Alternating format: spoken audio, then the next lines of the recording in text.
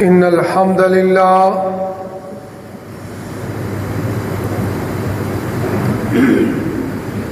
نحمده ونستعينه ونستغفره ونعوذ بالله من شرور أنفسنا ومن سيئات أعمالنا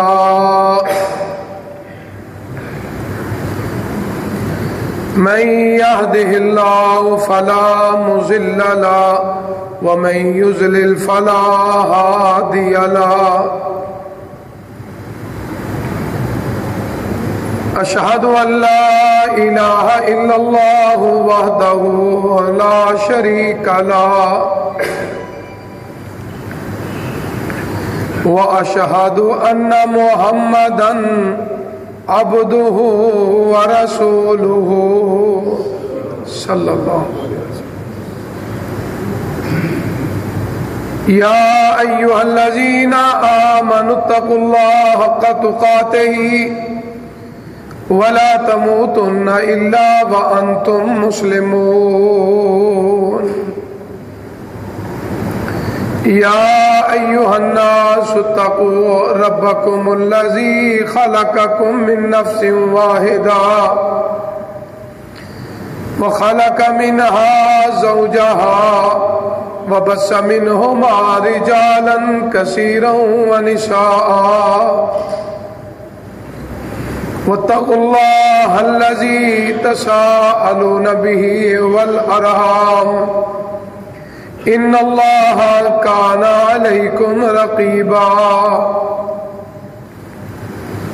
يا أيها الذين آمنوا اتقوا الله وقولوا قولا سديدا يصلح لكم أعمالكم ويغفر لكم ذنوبكم ومن يطع الله ورسوله فقد فاز فوزا عظيما أما بعد فإن خير الحديث كتاب الله وخير الهدي هدي محمد صلى الله عليه وآله وسلم وشر الأمور محدثاتها وكل محدثة بدعة وكل بدعة ضلالة وكل ضلالة في النار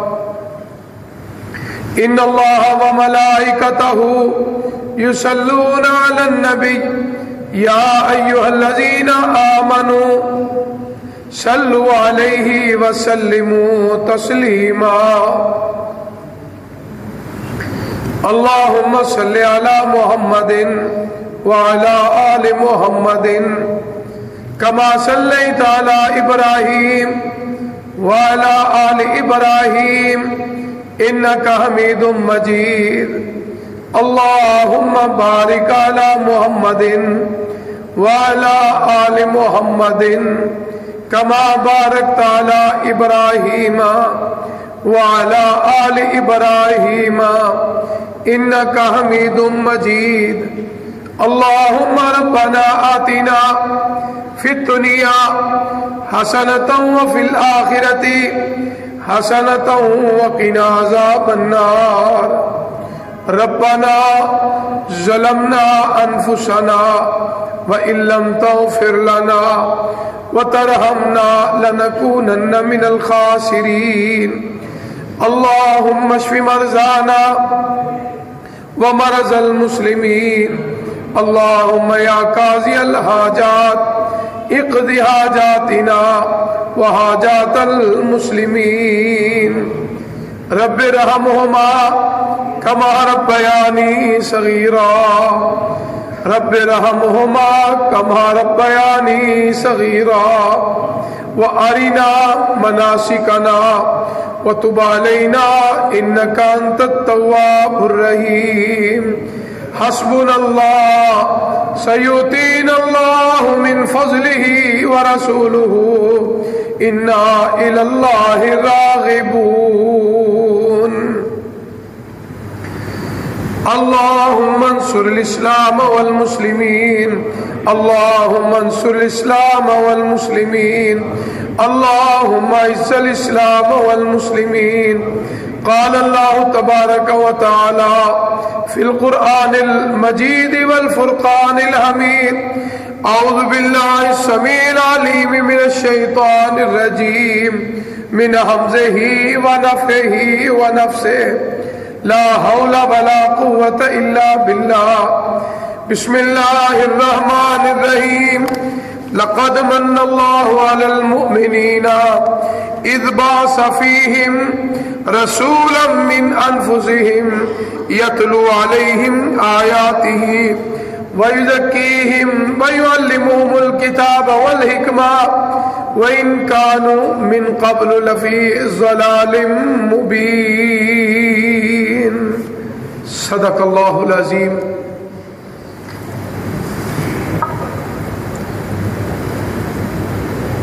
اللہ تعالیٰ نے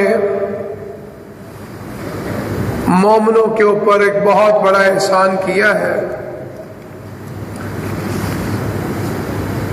ان میں سے ان کی جانوں میں سے ہی ایک رسول بھیجا جو ان کے اوپر اللہ کی آیات کو تلاوت کرتے ہیں اور ان کو ہر قسم کے گناہ اور گندگی سے پاک کرتے ہیں اور ان کو کتاب اور حکمت سکھاتے ہیں، اگرچہ وہ اس سے پہلے بہت واضح گمراہی میں تھے. حضرات محترم، میرے قابل احترام بزرگوں، دوستوں، بھائیوں، بساد قابل احترام میری ماں، معززات، موقرات، میری بہنوں اور بیٹیوں، ہر قسم کی حمد و ثنا اللہ وحدہ ذات لا شریک کے لیے جو پوری کائنات کا خالق، مالک، رازق اور مشکل کشا ہے. لا تعداد بے شمار انگن درود و سلام امام الانبیاء والمرسلین، خطیب الانبیاء والمرسلین، خاتم الانبیاء والمرسلین، سید الانبیاء والمرسلین، سید الثقلین، سرور کونین، شفیع المذنبین، رحمت للعالمین، جناب محمد الرسول اللہ صلی اللہ علیہ وآلہ وسلم کی ذات برکات. حضرات محترم، ربیع الاول کا مہینہ ہماری زندگی سے گزر رہا ہے اور اس مہینے کے اندر اللہ کی بہت بڑی نعمت اور احسان کہ آقا علیہ الصلوۃ والسلام اس دنیا میں تشریف لائے اور آپ کا آنا انسانوں کے لیے ایک بہت بڑا انعام ہے، بہت بڑا فضل و کرم ہے اور رب ذوالجلال کا ایک بہت بڑا احسان ہے. اس کی بنیادی وجہ سورہ آل عمران کی اس آیت میں خود ہی اللہ نے بیان فرما دی ہے. اللہ رحمان فرماتے ہیں وَإِن كَانُوا مِن قَبْلُ لَفِي ضَلَالٍ مُبِينٍ، آپ کے آنے سے پہلے گمراہی بہت زیادہ، شرک اور گندگی بہت زیادہ، ہر چیز کی ظلمات اور تاریکیاں بہت زیادہ. تو اس موقع پہ اللہ کی رحمت جوش میں آتی ہے، اور وہ جوش کیا ہے کہ کائنات کے امام کی ولادت، آپ کا دنیا میں تشریف لانا انسانوں کے لیے ایک بہت بڑی خوشخبری ہے. دنیا کے اندر بہت زیادہ اللہ کی نعمتیں ہیں، جس طرح گزشتہ خطبہ جمعہ میں نے وضاحت کی، لیکن سب سے بڑی نعمت آقا علیہ الصلوۃ والسلام کے اس دنیا میں آنا، اور اس سے بڑا ہمارے اوپر اللہ کا بہت بڑا انعام کیا ہے کہ اللہ نے مجھے اور آپ کو، ہماری نسلوں کو، ہمارے آباء و اجداد کو اللہ نے اپنے محبوب پیغمبر کا امتی بنایا ہے. یہ بھی اللہ کا بہت بڑا فضل و کرم ہے. اور یہ اصل میں دنیا کے اندر اور بھی بہت سے شہر ہیں، اس وقت بھی لوگ موجود تھے، بڑے بڑے شہر، بڑے بڑے آبادیوں والے تھے، لیکن رب العالمین نے مکے کا انتخاب فرمایا۔ اس کی وجہ کیا ہے؟ مکہ کے اندر اللہ کا گھر ہے، وَإِذْ يَرْفَعُ إِبْرَاهِيمُ الْقَوَاعِدَ مِنَ الْبَيْتِ إِنَّ أَوَّلَ بَيْتٍ وُضِعَ لِلنَّاسِ لَلَّذِي بِبَكَّةَ، اس لیے اللہ تعالیٰ نے مکہ شہر کا انتخاب فرمایا آپ صلی اللہ علیہ وآلہ وسلم کی ولادت باسعادت کے لیے۔ اب اس کے اندر بہت سی وجوہات مفسرین نے، مؤخرین نے بیان کی ہے۔ وجہ کیا ہے کہ وہاں ایک ایسی قوم آباد تھی جو حضرت ابراہیم علیہ السلام کی نسل سے تھی، اور ابراہیم علیہ السلام خلیل اللہ ہے، اللہ کے دوست ہیں۔ ان کا ایک بیٹا جناب اسماعیل علیہ السلام کا آباد ہونا اور ان کی اولاد کا ہونا، یہ ایک بہت بڑا شرف ہے کہ اللہ نے آخری نبی کے لیے ابراہیم علیہ السلام کا بیٹا جناب حضرت اسماعیل علیہ السلام کا انتخاب فرمایا۔ یہ ایک بہت بڑے اعزاز کی بات ہے، کیونکہ عرب کے ہاں اس وقت 3 قومیں آباد تھی مکہ کی سرزمین میں۔ ایک قوم تھی عرب باعدہ، بے البا اور حمزہ دال ہے۔ عرب باعدہ وہ قبیلہ ہے جس کے اندر قوم عاد اور سمود تھے، جو مکہ کی سرزمین میں آباد تھے لیکن بہت تھوڑی تعداد میں تھے۔ دوسری قوم جس کا تاریخ میں مکے کے اندر آتا ہے وہ عرب عاربہ تھے، عین الف آ اور رے اور بے ہے، عرب عاربہ۔ یہ وہ لوگ تھے جو یمن سے یہاں آئے تھے، ان کو قحطانی عرب بھی کہا جاتا ہے۔ کتابوں کے اندر کسی دوست کی کتاب کے مطالعے کے اندر یہ قحطانی لفظ آیا ہوگا، تو یہ یمن کے لوگ تھے جو مکہ کی سرزمین میں آباد تھے۔ تیسرا قبیلہ جو عرب مستعربہ ہے، یہ وہ قبیلہ ہے جو حضرت اسماعیل علیہ السلام کی اولاد میں سے تھا۔ مستعربہ کا معنی عرب قوم۔ اس کی وجہ میں نے کئی دفعہ آپ کو بیان کیا ہے کہ ابراہیم علیہ السلام کے بیٹے جناب اسماعیل علیہ السلام جب مکہ معظمہ میں آباد ہوئے تو ابراہیم علیہ السلام گاہے بگاہے آتے تھے، تو جس طرح وہ بہو نے، ایک نے خدمت کی ایک نے نہ کی، اور جس نے خدمت نہ کی اس کو طلاق ہو گئی، باپ کا حکم ہو گیا کہ گھر کی چوکھٹ اور دہلیز ٹھیک نہیں ہے۔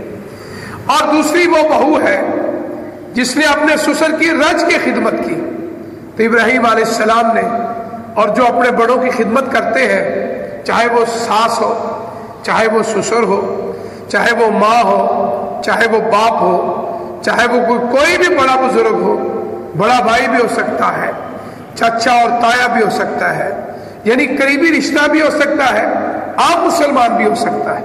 تو آقا علیہ الصلوۃ والسلام نے فرمایا جو ہمارے بڑوں کا احترام نہیں کرتا، ہمارے بچوں سے شفقت نہیں کرتا، فرمایا وہ ہم میں سے نہیں ہے۔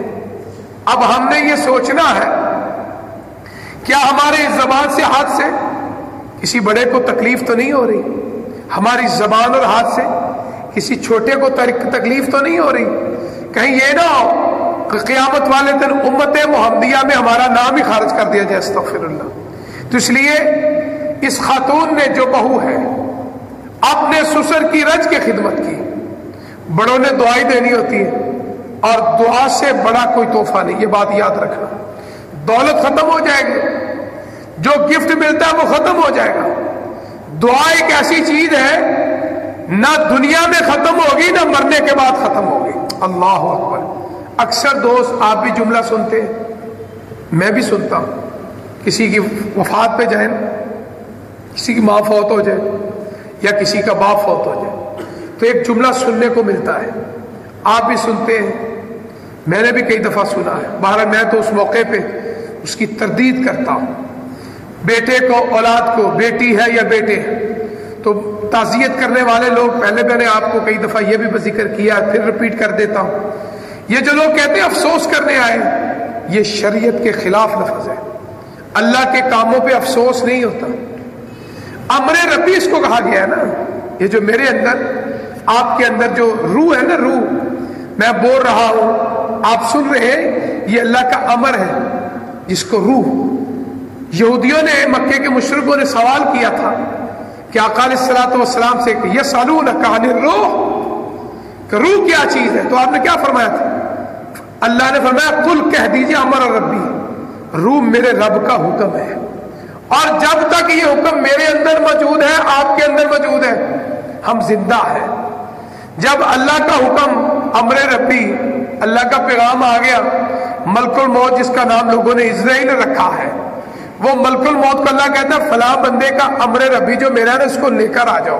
وہ کیا ہے؟ وہ موت. اب وہ امر ربی چلا گیا، پیچھے وہ جسم مردہ ہے، اس میں حرکت ختم ہو گئی، گویائی ختم ہو گئی، سماعت ختم ہو گئی، ہر چیز ختم ہو گئی. یہاں تک یہ جو ہم شیشے کے سامنے کھڑے ہو کے لباس پہنتے ہیں، اپنے آپ کو دیکھتے ہیں، اور یہ بھی بات ذہن میں رکھنا ذمن میں آ گئی ہے، ضروری نہیں کسی کی نظر لگ جائے، اپنی بھی لگ جاتی ہے. آج لوگ کہتے ہیں افسر صاحب میں بیمار ہو گیا، فلاں نے مجھے دیکھا، مجھے اس کی نظر لگ گئی. یہ فارمولہ دنیا میں کسی کے پاس نہیں ہے کہ کس کی نظر لگی ہے کس کی نہیں لگی. دیکھنے والے کے لیے بھی اسلام کا حکم ہے کہ اچھی چیز دیکھو تو ماشاء اللہ کہنا چاہیے.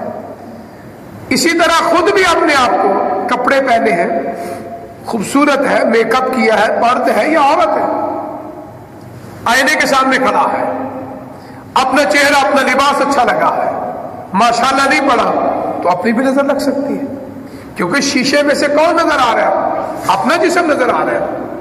تو اس لیے آقا علیہ الصلوۃ والسلام جناب محمد الرسول اللہ صلی اللہ علیہ وآلہ وسلم نے اس دین کے اندر یہ بات واضح کر دی ہے کہ نظر دوسروں کے بھی لگ سکتی ہے اور اپنی بھی لگ سکتی ہے. اس لیے ماشاءاللہ کہنا یہ بڑی خوبصورت بات ہے. اس لیے جناب اسماعیل علیہ السلام جو ابراہیم علیہ السلام کے بیٹے تھے، تو یہ جو میں بات کر رہا تھا ضمن میں کہ آپ کسی کے گھر میں جاتے ہیں کہ بھائی بڑا افسوس ہوا ہے، نہیں، افسوس کا لفظ غیر شرعی ہے. اللہ کی امانت اللہ لے گیا، ہم نے بھی جانا ہے، یہ چلا گیا. اور دوسرا کیا ہے؟ الذین اذا اصابتهم مصیبہ قالوا انا للہ وانا الیہ راجعون. پڑھو.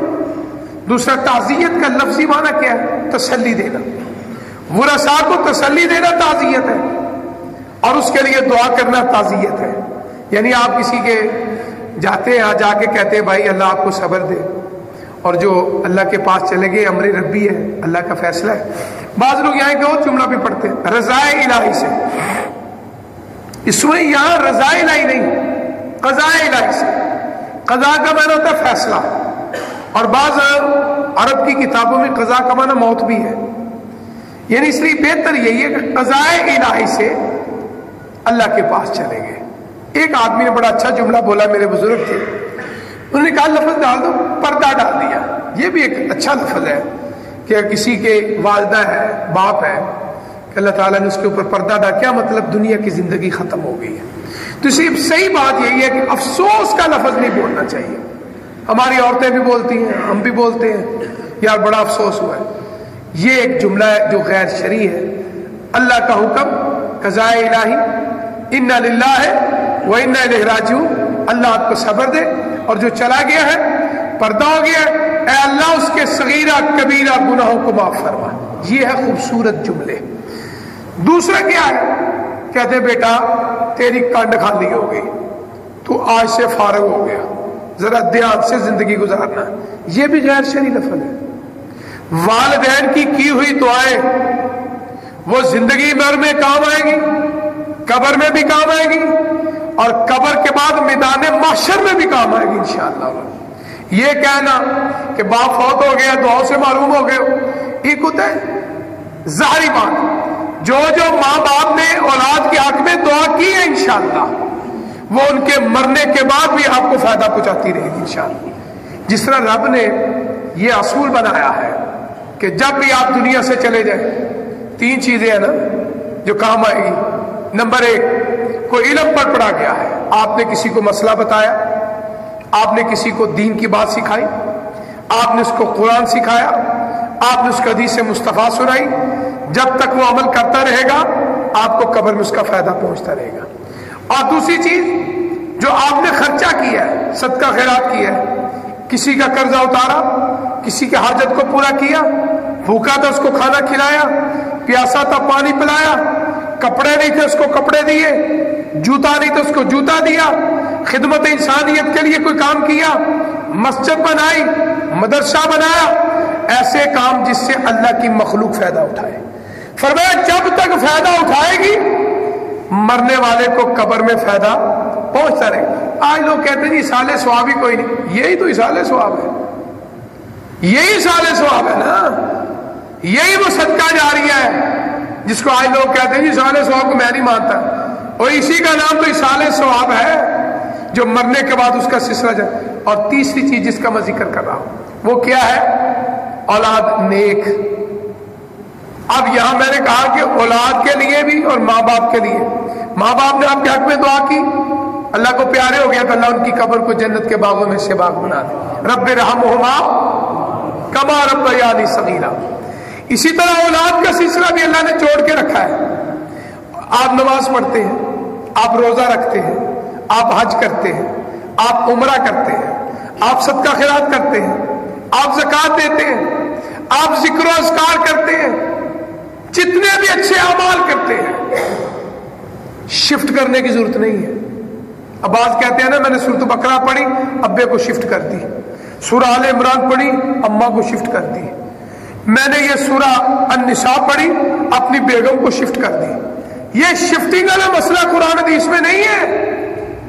یہ سارا قرآن پڑھا ابے کو ثواب ہو جائے، پورا قرآن پڑھا ماں کو ثواب مل جائے۔ ہمارے پاس مسجدوں میں آتے ہیں مدارس کے اندر لوگ، اے جی آپ کے مدرسے میں جو بچے حفظ کر رہے ہیں نا، کتنے انہوں نے قرآن پڑھ لی ہے نا، وہ سارے قرآن ہماری ماں کو بخش دو، ہمارے ابو کو بخش دو۔ یہ کہاں سے دین ہے؟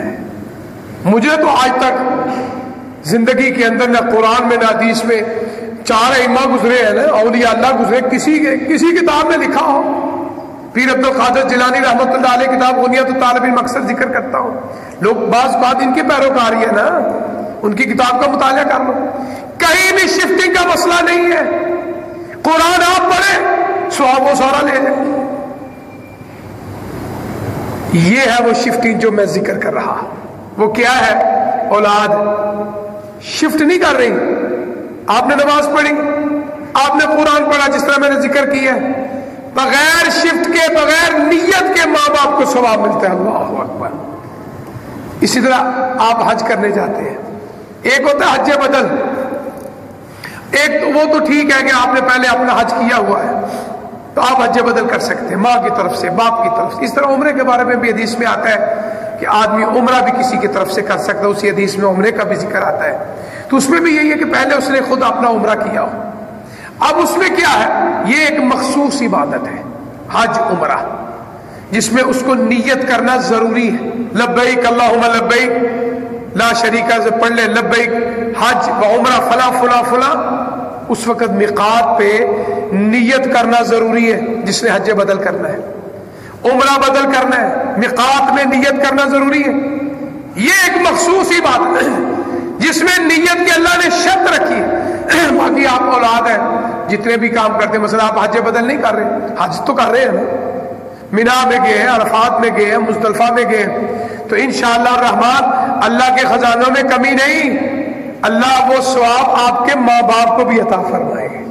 تو اس لیے میں اکثر کہتا ہوں یہ شفٹنگ کا مسئلہ جو ہے نا، اتنے قرآن پڑھ کے بخش دو، اتنے سپارے پڑھ کے بخش دو، اتنی صورتیں پڑھ کے بخش دو، یہ کہیں بھی قرآن حدیث میں نہیں ہے۔ اللہ نے تو یہ فرمایا اپنے محبوب پیغمبر سے، بتاؤ جو ایک حرف پڑھے گا 10 نیکیوں کا ثواب ملے گا۔ یعنی پڑھا میں نے، جیسے الف لام میم 30 نیکیاں ہیں، بعض مفسرین لکھتے ہیں کہ الف لام میم میں بھی جب آدمی پڑھتا ہے نا تو اس کو 90 نیکیاں اللہ عطا فرماتے ہیں۔ تو اللہ کے خزانوں میں کوئی کمی نہیں ہے۔ اللہ کے خزانوں کو کیوں محدود کرتے ہو، کیوں مقید کرتے ہو؟ جس طرح اللہ کی ذات بے نیاز ہے نا، اس کے خزانے بھی بے انتہا اور بے نیاز ہے۔ اللہ اکبر۔ تو اس لیے یہ شفٹنگ کا مسئلہ ختم ہے۔ یہ جو ہمیں کچی پکی روٹی میں پکا کے ہمیں پیش کرتے ہیں، یہ کہیں بھی قرآن حدیث میں نہیں لکھا۔ جب اسلام نے کہہ دیا ہے کہ آپ اولاد ہیں، جتنے بھی آپ اعمال کریں گے انشاءاللہ الرحمن، چاہے بیٹا سورہ بقرہ پڑھے، سورہ آل عمران پڑھے، سورہ نساء پڑھے، سورہ ملک پڑھے، سورہ رحمان پڑھے، سورہ یاسین پڑھے، سورہ واقعہ پڑھے، سورۃ قل هو اللہ پڑھے، سورۃ فاتحہ پڑھے، سورۃ فلق پڑھے، سورہ ناس پڑھے، غرضے کہ کوئی بھی آیت پڑھے گا انشاءاللہ ماں باپ زندہ ہے تو پھر بھی ثواب ملے گا، فوت ہو گیا تو پھر بھی ان کو ثواب ملے گا۔ بخشنے کی ضرورت نہیں ہے۔ بخشنا کیا ہے؟ یہ دعا کرے اللہم اغفر لہ، اللہم اغفر لہما یا رب ارحمہما، یہ ہے بخشنا۔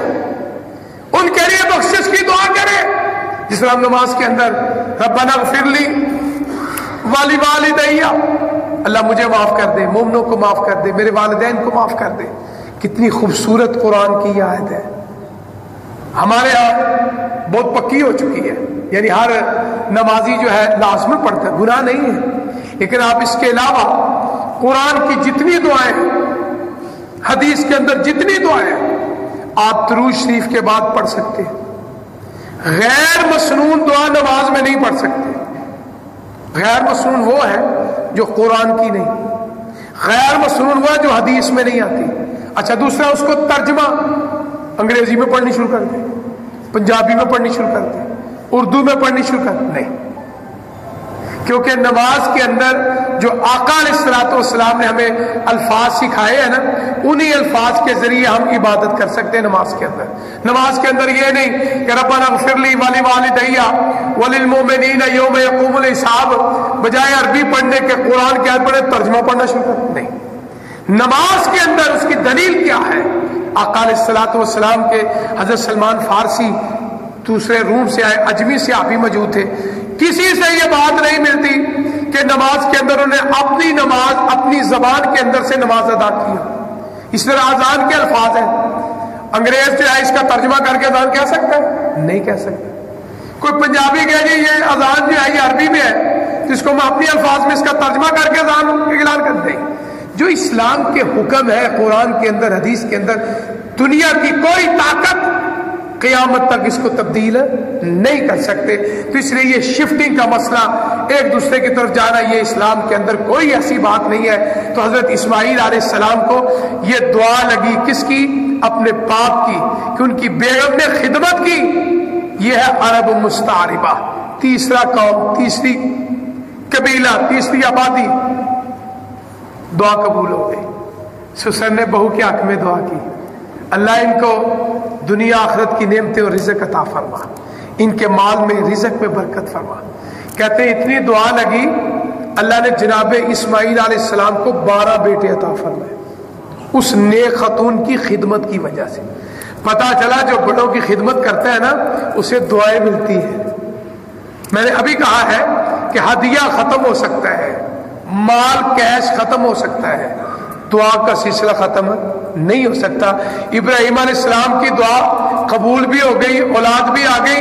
آگے دیکھو اللہ نے کتنی شان عطا فرمائی کہ آج تک مسلمان اس کا ذکر کر رہے ہیں، میں بھی کر رہا ہوں، آپ بھی کر رہے ہیں۔ تو یہ کتنا بڑا صدقہ جاری ہے، کتنا بڑا ایصال ثواب ہے۔ تو یہ تیسری قوم جو ہے یہ عرب مستعربہ ہے، جس میں 12 بیٹے اسماعیل علیہ السلام کے۔ ان 12 بیٹوں میں پھر اللہ نے 12 قبیلے بنائے جو مکے میں آباد تھے۔ اب ان میں دین ابراہیم موجود تھا، توحید موجود تھی، خطرہ موجود تھا، دعوت کرنا کھانا کھلانا موجود تھا، بیت اللہ کا طواف بھی موجود تھا، اللہ کے گھر کا عزت احترام کرنا بھی موجود تھا۔ لیکن ایسے ایسے جیسے جیسے زمانہ گزرتا گیا تو 12 قبیلوں میں سے پھر کچھ لوگ پھر ایسے آئے جنہوں نے بھی شرک کا آغاز کیا۔ مکہ کی سرزمین کے اندر کہتے ہیں سب سے پہلے حبل نامی بت آیا تھا، پھر لات، پھر عزا، پھر منات، پھر لوگوں نے اپنے اپنے بنانے شروع کر دیے، ستو کے بنانے شروع کر دیے، لکڑی کے بنانے شروع کر دیے، پتھر کے بنانے شروع کر دیے، پھر پہلے بیت اللہ میں رکھے، پھر سفر میں لے کر جانا شروع ہو گئے، پھر اپنے اپنے گھروں میں رکھ لیے۔ رات دن بیت اللہ کو سجدے کی بجائے، اللہ کے سجدے کی بجائے بتوں کو سجدے شروع ہو گئے، شرک کی انتہا ہو چکی ہے۔ پھر اللہ کی رحمت جوش میں آئی. حضرت اسماعیل علیہ السلام کے 12 بیٹوں میں سے اللہ تعالیٰ نے پھر کدار سے عدنان، قریش قبیلہ، قصی سے ہاشم، جن کا اصل نام تاریخ میں عمر آتا ہے، عمر کا بیٹا جناب عبد المطلب جو آپ کے دادا جان تھے، جن کا اصل نام شیبہ تھا. شیبہ کہتے ہیں جس کے بال سفید ہو. کہتے ہیں جب یہ پیدا ہوئے تھے تو پیدائشی طور پہ جناب عبد المطلب کے بال سفید تھے، تو اس لیے ان کو شیبہ کے نام سے، عرب کے ہاں عربی زبان میں سفید بالوں والوں کو شیبہ کہتے ہیں، بزرگ کو کہتے ہیں.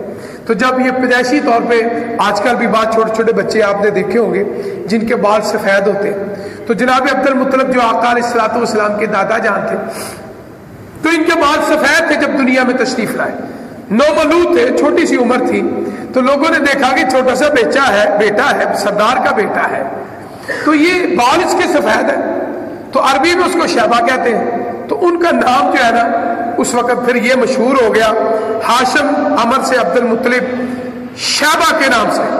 اب آگے پھر اللہ تعالیٰ نے ان کو پھر اولاد عطا فرمائی. جناب عبد المطلب کی تاریخ میں 13 اولاد کا ذکر آتا ہے، اور جس میں بعض کہتے ہیں بیٹیاں بھی موجود تھیں، بعض کہتے ہیں بیٹے بھی موجود تھے. بعض کہتے ہیں کہ جس وقت جناب عبد المطلب نے خواب دیکھا کہ بیت اللہ کے بالکل اس جگہ پہ فلاں درخت کے نیچے یا فلاں ٹانی کے نیچے، فلاں ٹیلے کے نیچے زمزم ہے، کیونکہ اس کو بند ہوئے کئی سال ہو چکے تھے. نسل در نسل یہ بات موجود تھی کہ بیت اللہ کے سامنے، دروازے کے سامنے ایک کنواں تھا جس کا نام زمزم تھا. لوگ اس کو پیتے تھے، جو روٹی کے بھی کام آتا تھا، پیاس کے بھی کام آتا تھا، لیکن اس کے نشان مٹ چکے تھے. جناب عبد المطلب کہتے ہیں کہ مجھے ایک دن خواب آئی، پھر دوسرے دن آئی، پھر تیسرے دن آئی، اور اتفاق کی بات ہے ان کے جد امجد حضرت ابراہیم علیہ السلام کو بھی 3 دن خواب آئی تھی.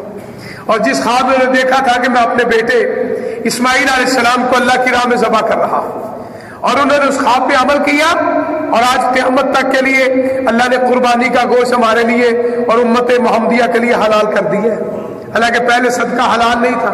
کیا مطلب؟ خود نہیں کھا سکتا، امیروں کو نہیں کھلا سکتا، آگ آتی تھی اس کو لگ جاتی تھی، کسی کو نہیں لگتی تھی. تو یہ وہ طریقہ تھا قبولیت کا. لیکن یہ کیا تھا؟ آپ نے فرمایا میرے ابراہیم علیہ السلام اور جناب محمد رسول اللہ صلی اللہ علیہ وآلہ وسلم کی سنت جاریہ ہے کہ 2 وہ صدقے جو امت محمدیہ کے لیے حلال ہے. پہلی کسی امت کے لیے صدقہ حلال نہیں تھا. یہ بھی ہمارے نبی کی شان ہے کہ ہم صدقہ بھی کرتے ہیں اور خود بھی کھاتے ہیں اور امیروں کو بھی کھلاتے ہیں. ایک قربانی کا گوشت ہے اور دوسرا عقیقے کا گوشت ہے. اور اس صدقے کے اندر، اس قربانی کے گوشت اور عقیقے کے گوشت میں میرے بزرگ یہ جانتے ہیں، اور آپ لوگ بھی ماشاءاللہ اس کو محسوس کریں گے، قربانی کا گوشت اور عقیقے کا گوشت جو اس میں لذت ہے وہ سارا سال بھی آپ کھاتے رہے نا، دوسرا گوشت اس میں سے لذت نہیں آتی. میرا ایک اسٹوڈنٹ مجھ سے پوچھ رہا ہے صاحب وہ لذت کیوں نہیں آتی؟ میں نے کہا اس لیے جو قربانی کا گوشت ہوتا ہے نا وہ دوندا جانور ہوتا ہے، اس میں ساری وہ شرطیں پائی جاتی ہیں کہ بے عیب ہو، لنگڑا نہ ہو، نبینا نہ ہو، کمزور نہ ہو. تو اس جانور کے گوشت کی پھر لذت بھی تو ہوگی نا، کیونکہ وہ اللہ کی راہ میں ذبح ہو چکا ہے یہ بھی اللہ کی راہ میں، لیکن اس میں وہ قربانی کی شرطیں نہیں. یہ جو ہم بازاروں سے لے کر آتے ہیں وہ چھوٹے چھوٹے جانور کرتے ہیں، تو یہ دھوندا تو کوئی نہیں، کیونکہ دھوندا تو مہنگا جانور ہے. تو اس لیے قربانی کا گوشت صدقہ حلال ہے، اور اس طرح عقیقے کا گوشت حلال ہے. خود بھی کھاؤ، امیروں کو بھی کھلاؤ، غریبوں کو بھی کھلاؤ. اس میں یہ بھی بات آتی ہے کہ بعض لوگ خود ہی سارا کھا جاتے ہیں. فرمایا وہ دعوت بے برکت ہے جس میں مساکین کو کھانا نہ ملے. اگر پکا کے سارے امیر کھا گئے نا اس میں برکت نہیں آ سکتی. جب تک کسی مسکین کو، کسی غریب کو، کسی مستحق کو آپ اس دعوت میں، اس کھانے میں شامل نہیں کریں گے، اس دعوت میں، اس صدقے میں برکت نہیں ہو سکتی. جس طرح قربانی کا گوشت فرمایا جو سوال کرتا اس کو بھی دو، جو سوال نہیں کرتا اس کو بھی دو. مسئلہ حل ہو گیا. یعنی اس گوشت میں بھی صدقہ ہو گیا، ایک تو امیروں کے لیے، ایک اپنے کے لیے. دوسری بات، ایک آدمی نے، مثلا میں اپنی مثال دیتا ہوں، کوئی دوست محسوس نہ کر دے، مثلا مجھے کوئی صدقہ کرتا ہے، میرے کو دوست آگے امیر صاحب ثروت، گھر میں وہ کھانا پک چکا ہے، میں اس صدقے سے گوشت ہے، سالن ہے، کوئی بھی چیز ہے، میں اس امیر آدمی کے سامنے پیش کر دیتا ہوں. وہ آدمی کہے گا یہ تو صدقہ ہے، میرے اوپر صدقہ نہیں لگتا. یہاں یہ مسئلہ واضح ہو گیا. آقا علیہ الصلوۃ والسلام کی ایک لونڈی تھی، کسی نے ان کے اوپر صدقہ کیا گوشت کا. انہوں نے گوشت پکانا شروع کیا. گوشت پک رہا ہو، خوشبو تو بڑی دور دور تک آتی ہے جب ہانڈی میں پکتا ہو. آج کل تو وہ کوکر میں آ گئے نا، ہر خوشبو ہر چیز اس کے اندر ہی رہتی ہے. جو ہمارے پرانے وقت تھی نا، ہانڈیوں میں اب آ رہے ہیں تو اور پھر واپس ہم اپنی اصل کی طرف جا رہے ہیں.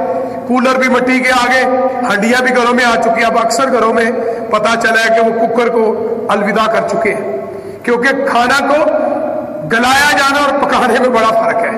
ہمارے یہ جو بزرگ صحت مند بیٹھے ہیں نا، ماشاءاللہ اللہ ان کو صحت میں ہی رکھے، انہوں نے ہانڈیوں کا پکا ہوا کھایا ہے.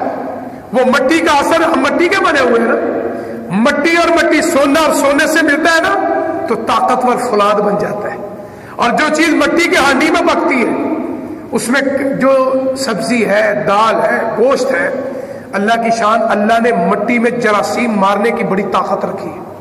جس طرح حدیث میں آتا ہے کسی کو کتا ڈس جائے، ڈنگ مار جائے یعنی کہ کاٹ جائے، یا کوئی کتا کسی برتن میں منہ ڈال جائے تو حدیث میں کیا آتا ہے؟ فرمایا ایک دوا مٹی کے ساتھ دو. آج جو ٹیکے لگاتے ہیں نا یہ ڈاکٹر یہ فارمیسیوں والے، اس کے اندر وہ مٹی کا جز موجود ہے، کیونکہ مٹی کے اندر اللہ نے طاقت رکھی ہے جراثیم کو مارنے کی. آپ دیکھتے پہلے وقتوں میں بچے، آج کل تو ماشاءاللہ ہر گھر میں پکی جگہ، ٹائلیں بڑی بڑی خوبصورت لگی ہیں. پہلے جب ہم بچے تھے گھروں میں کچے ہوتے تھے، ہم مٹی بھی کھاتے تھے. اور یہ جو چاک ہی شاید گاچی مجھے یاد آ گیا.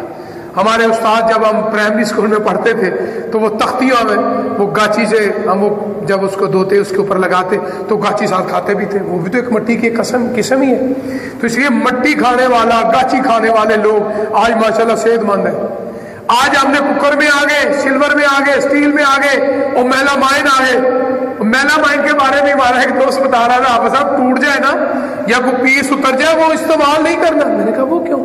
کہنے لگا یہ بڑا زہریلا ہوتا ہے. آج دیکھو اللہ تعالیٰ مجھے بھی اور آپ کو، ہماری نسلوں کو کینسر سے محفوظ فرمائے. آج دیکھو کینسر کی وبا ہر دوسرے تیسرے آدمی کو، جب بھی کوئی مرض شدت میں آتا ہے تو اسے چیک کرواتے ہیں تو کینسر آ جاتا ہے. تو یہ ہمارے وہ برتن ہے نا، یہ وہ چیزیں ہیں جس سے ہمیں کینسر ہو رہا ہے. اوون میں پلاسٹک رکھا، وہ سارا پلاسٹک کا زہر ہمارے کھانے میں جاتا ہے، وہ ہم کھاتے ہیں، وہ کینسر ہی بننا اور کیا بننا ہے. بہر اللہ سے دعا ہے ہم جو بھی کھائیں، مجبوریاں ہیں، حالات ایسے ہیں، اللہ ہمیں چھوٹی بڑی بیماریوں سے محفوظ فرمائے. تو جناب آقا علیہ الصلوۃ والسلام کو میں ذکر کر رہا تھا، گوشت پک رہا ہے ہانڈی میں، جوش آ رہا ہے اور خوشبو دور دور تک جا رہی ہے. کائنات کے امام تشریف لائے، آپ کو گوشت بہت پسند تھا، آپ نے سونگا خوشبو آ رہی، گوشت پک رہا ہے. آپ نے وہ ہنڈیا کا ڈھکن اٹھایا، ایک گوشت کا لقمہ اٹھایا، اس میں منہ میں رکھ دیا. جناب لوڈی بریرہ رضی اللہ تعالیٰ عنہ، انہوں نے دیکھا آقا علیہ الصلوۃ والسلام، صدقہ، یہ تو صدقہ ہے، آپ کے لیے، آپ کی آل کے لیے حرام ہے.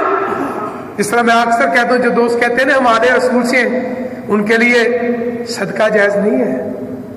یا تو آل کر کی بات نہ کرو یا صدقہ چھوڑ دو، کیونکہ زکوٰۃ اور صدقہ جو ہے نا یہ مال کا میل کچیل کی شکل بن جاتا ہے.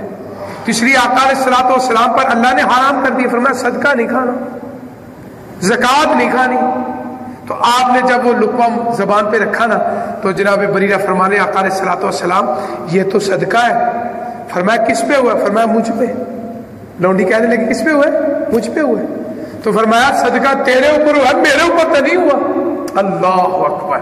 اب قیامت تک کے لیے مسئلہ حل ہو گیا کہ اگر کسی آدمی کے اوپر صدقہ ہوا ہے، وہ آگے اپنے کسی امیر بھائی کو کھلا دیتا ہے، دوست کو کھلا دیتا ہے، تو اس کے لیے وہ صدقہ نہیں ہے، کیونکہ اس کی ذات کے اوپر وہ صدقہ ختم ہو چکا ہے، آگے وہ ہدیہ کی شکل ہو چکی ہے.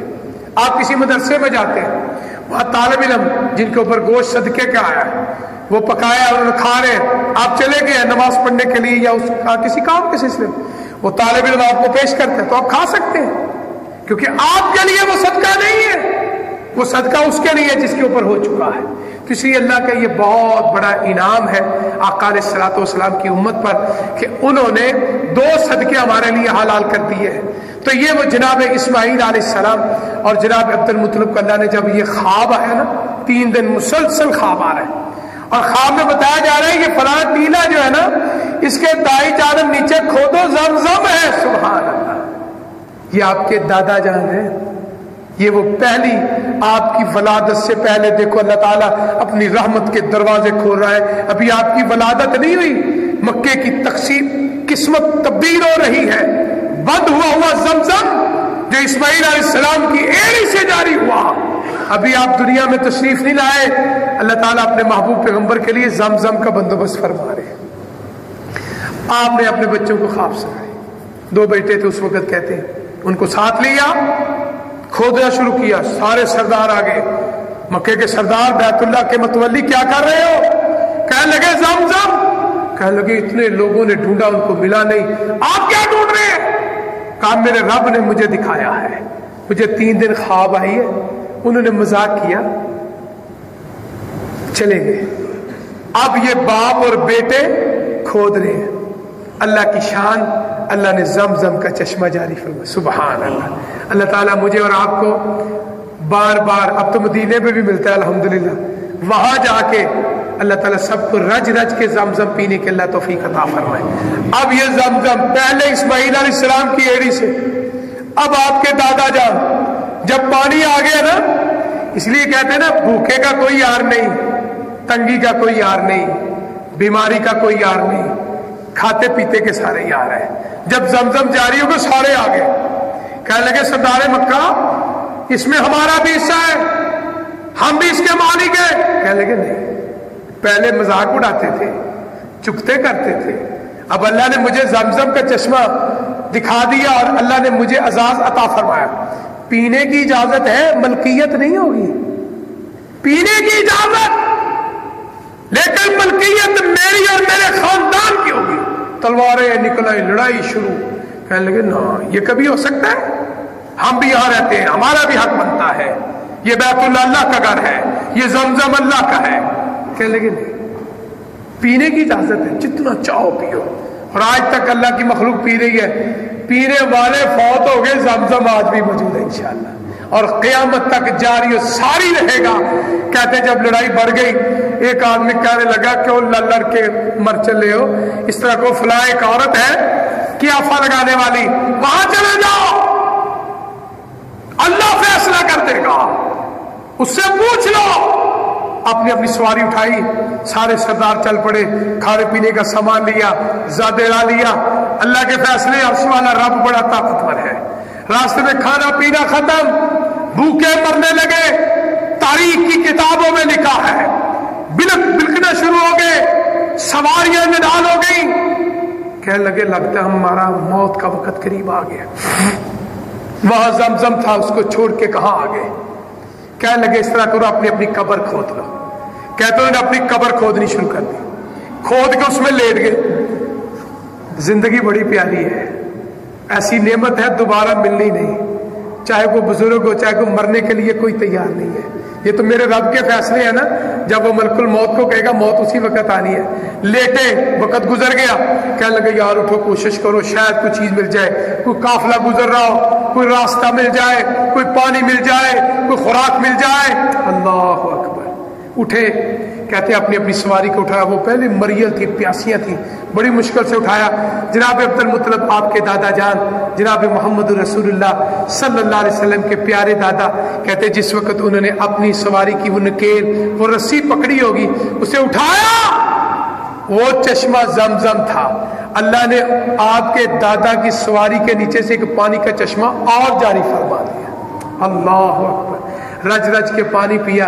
کہنے لگے مکے کے سردار، اللہ نے فیصلہ کر دیا ہے، یہ بھی چشمہ آپ کی سواری کے نیچے سے جاری ہوا ہے، تو اس لیے یہ زمزم آپ کی ملکیت میں ہوگا، ہماری کوئی لڑائی، کوئی جھگڑا نہیں۔ تو اس لیے اللہ فرماتے ہیں وَإِن كَانُوا مِن قَبْلُ لَفِي ضَلَالٍ مُبِينٍ، فرمایا آپ کے آنے سے پہلے، آپ کی ولادت سے پہلے مکہ کی پوری دنیا کے اندر لوگ شرک کی گندگی میں تھے، گناہ کی گندگی میں تھے، ظلمات تھیں، طریقیاں تھیں۔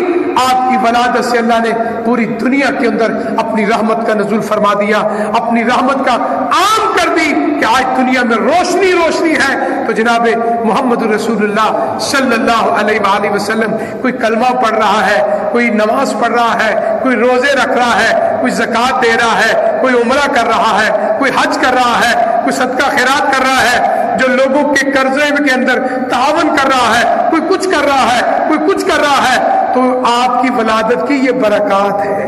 جس نے ہمیں قرآن پہنچایا، جس نے آقا علیہ الصلوۃ والسلام کا دین ہم تک پہنچایا، تو اس لیے اللہ فرماتے ہیں کہ آپ کی ولادت سے پہلے دنیا تاریکی میں تھی، ضلالت میں تھی، گندگی میں تھی۔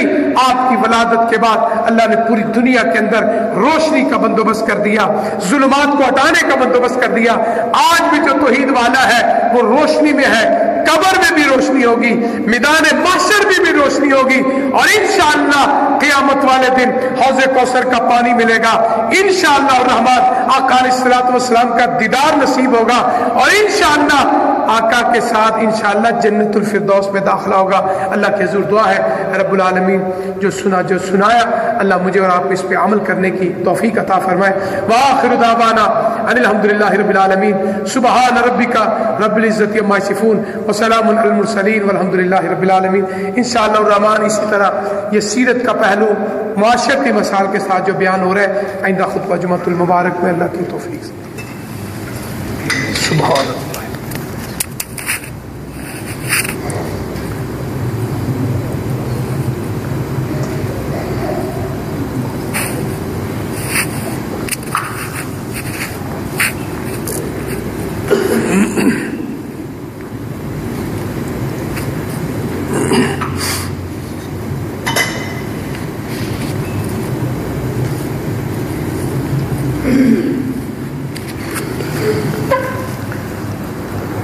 إن الحمد لله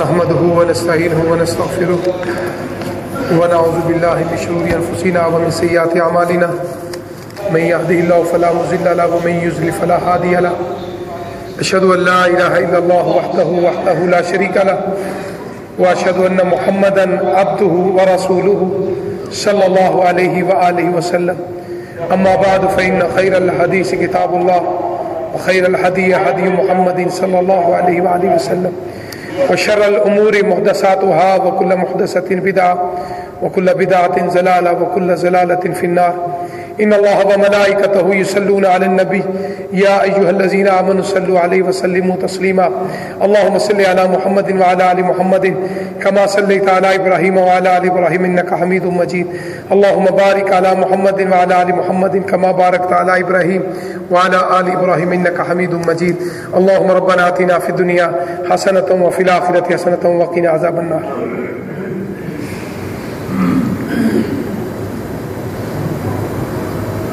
ہماری ایک بہن ہے، اس کی کو فرینڈز ہے یا کوئی سہیلی ہے، اس کے دماغ کا کینسر ہے، وہ ہسپتال میں ہے۔ دعا فرما ہماری اس بہن کی سہیلی کو صحت کاملہ عاجلہ عطا فرمائے۔ ہمارے بڑے پیارے دوست شیخ اعجاز صاحب، ان کی عالیہ میاں بیوی کے لیے دعا فرمائے، اللہ ان کو صحت کاملہ عاجلہ عطا فرما، ان کی مشکل کو آسان فرما۔ یہ ایک بھائی ہے، اس کی بڑی دو بہنیں فوت ہو چکی، اللہ تعالیٰ ان کی بخشش فرما۔ ہمارے مسجد کے نمازی ہیں، ان کا بھتیجا مبشر ریاض صاحب فراش ہے، اللہ سے حضور دعا اللہ تعالیٰ ان کو صحت کاملہ عاجلہ عطا فرمائے۔ ہمارے مسجد کے نمازی محترم جناب شیخ عادل صاحب، وہ بھی بیمار ہیں، اللہ کے حضور دعا ہے کہ اللہ تعالیٰ ہمارے اس بھائی کو بھی صحت کاملہ عاجلہ عطا فرما۔ ہمارے ایک بہت پیارے بھائی محترم جناب سلیم ڈار صاحب، وہ بھی بیمار ہیں، انہوں نے اپنا آپریٹ کروایا ہے، اللہ کے حضور دعا ہے کہ اللہ تعالیٰ ان کو بھی صحت کاملہ عاجلہ عطا فرما۔ انشاءاللہ الرحمن یہ بڑی اچھی مجھے حافظ شاہ صاحب نے ایک پرچی دی ہے۔ ہمارے اس جامعہ مسجد خورشید آل حدیث میں جب سے یہ اللہ کا گھر بنا ہے، اللہ تعالیٰ بنانے والوں کی مال و جان میں برکت فرمائے، اور جو دوست آپ آباد کر رہے ہیں، اس گھر میں آتے ہیں، اللہ تعالیٰ آپ کے گھروں کو نعمتوں سے آباد فرما۔